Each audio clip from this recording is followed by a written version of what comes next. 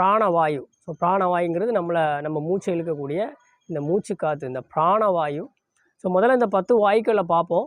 So பிராணவாயு, அடுத்து அபானன், வியானன், உதானன், சமானன், நாகன், கூர்மன், கிருகன், தேவதத்தன், தனஞ்சயன் அப்படிங்கிற ஒரு 10 வாயுக்கள்.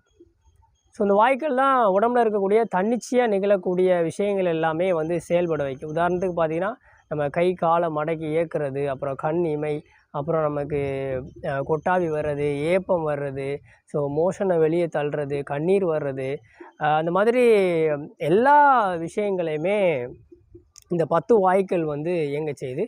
இந்த 10 வாயுக்களில் இந்த தனஞ்சயன் அப்படிங்கிற அந்த வாயு மட்டும் நம்ம இறந்த பின்பும் வேலை செய்யக்கூடிய ஒரு வாயுவாக இருக்குது. ஸோ இந்த 10 வாயுக்கள் என்ன அப்படிங்கிறத இன்றைக்கி இந்த காணொளி மூலமாக